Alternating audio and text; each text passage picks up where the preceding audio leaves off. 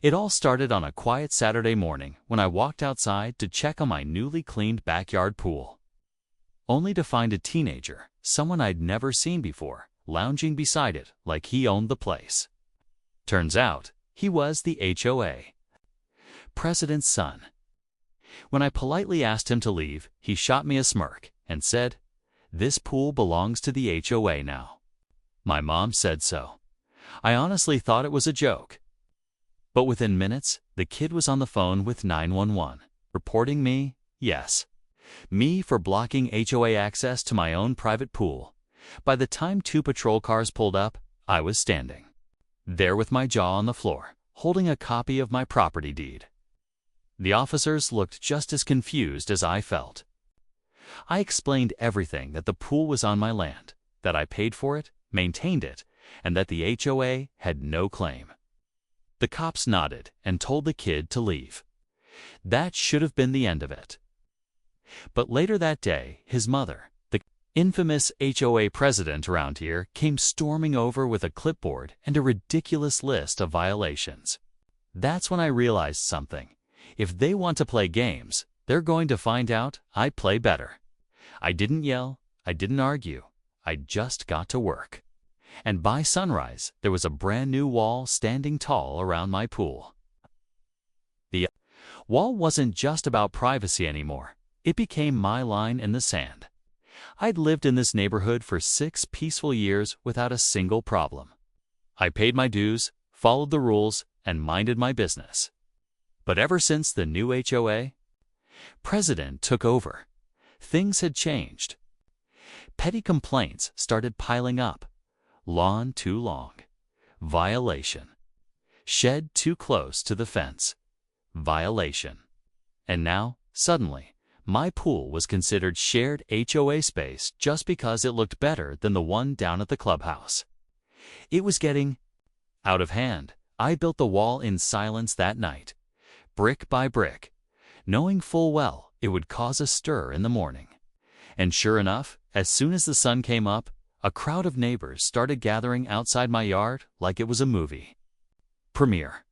Phones out, whispers flying, and right at the center of it all, her.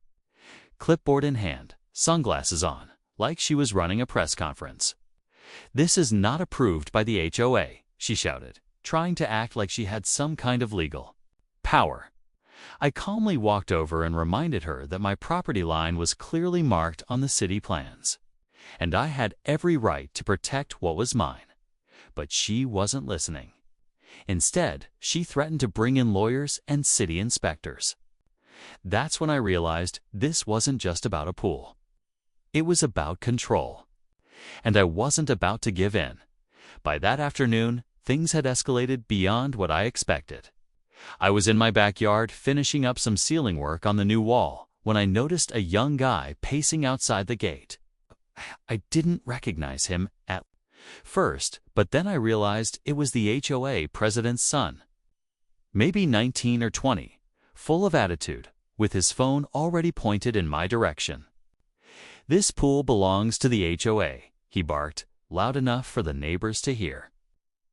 I calmly responded, "Check the property line, son. This is my yard, and this pool was here long before your mom was in charge." He didn't take that well. Within minutes, he had 911 on the line, claiming I was threatening him and had constructed an unauthorized barrier. I just stood there, stunned, watching him spin a story to the dispatcher. I wasn't sure if he truly believed what he was saying or if he was just trying to get me in trouble.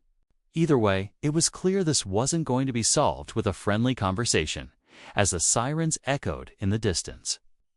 My wife came out holding a folder with all our property records and building permits. She wasn't one to speak much in neighborhood drama, but even she'd had enough. The neighbors peeked through their blinds like it was some kind of spectacle. And all I could think was, how did a peaceful backyard pool turn into a neighborhood battlefield? Something told me the real fight hadn't even started yet. 2 police cruisers pulled up with their lights flashing. And just like that, my quiet backyard turned into the center of unwanted attention. The officers stepped out, calm but cautious, clearly unsure what kind of situation they were walking into. I greeted them respectfully and explained what had happened while my wife handed them the folder with our legal documents. They flipped through the pages, nodding slowly, but said they'd still need to hear the other side. That's when the HOA president herself stormed in. Sunglasses on, clipboard in hand, and her son trailing behind like he'd just saved the neighborhood. She pointed to the wall and declared, "This is unauthorized construction on HOA property. It has to come down immediately." One officer asked her calmly if she had any official land surveys to back her claim. She hesitated. I could see that shift in their posture. The more questions they asked, the less solid her story sounded. But she kept going, accusing me of being hostile, of threatening her son, even of violating HOA pool access guidelines. My neighbors had started gathering near the sidewalk, some filming, others whispering. The tension in the air was thick. Not just about property lines, but pride, power, and control. My wife, still silent, reached into the folder and pulled out one last document. Her expression never changed, but I knew whatever was coming next would change everything. The officers glanced at it, then looked at her badge.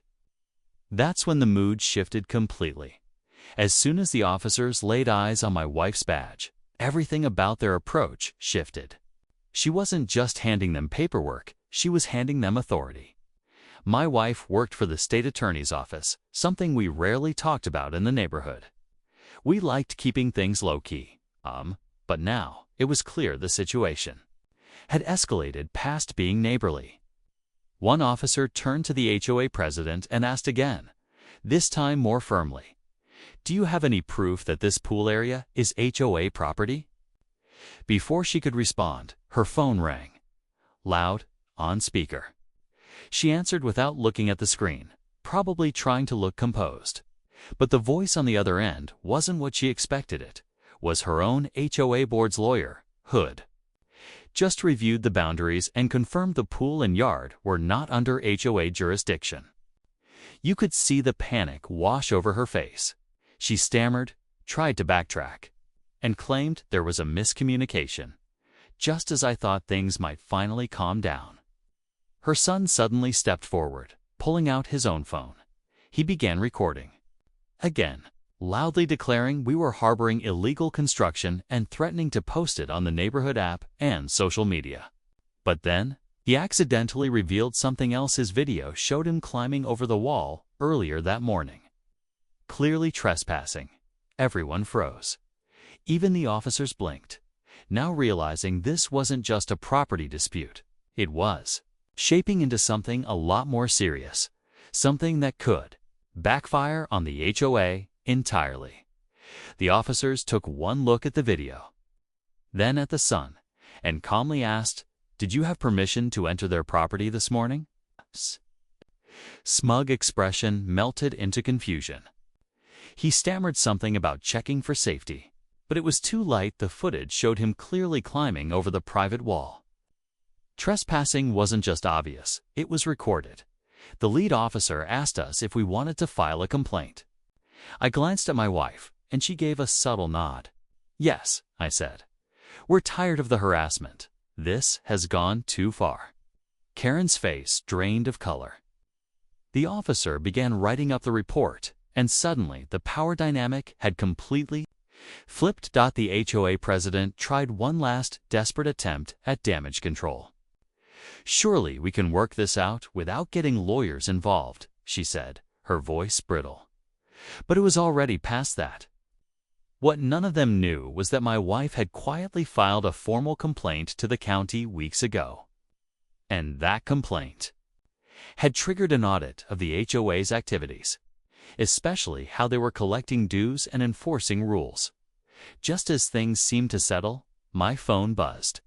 It was an email from the county inspector's office. The subject line read, *HOA. Activity under review pending hearing. I looked up and smiled. They thought the pool was the issue. But now, their entire HOA was under scrutiny. And for the first time, they realized we weren't the ones in trouble. They were. A few weeks later, a county official showed up at our gate with a clipboard and a very serious expression. He wasn't here for us. He was here for the HOA. After the hearing, it turned out the HOA had overstepped their legal boundaries multiple times, from issuing false notices to misusing.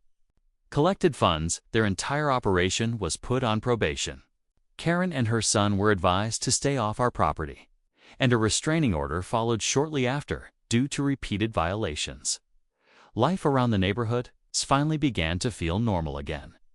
I could sit by the pool without someone snapping pictures, and my wife could enjoy her mornings without sideways glares. The wall I built stayed up not just as a physical barrier, but as a quiet reminder that boundaries matter, both literally and figuratively. The new HOA president, elected after a sudden string of resignations, personally visited us with an apology. He admitted things had gone too far, and even thanked us for standing up. Apparently, we weren't the only ones who'd been harassed, just the first to fight back. The biggest lesson: sometimes you have to draw a line literally with bricks and mortar when others forget where yours begins. Standing your ground doesn't mean yelling or fighting. Sometimes it just means knowing your rights and not backing down when you're in the right.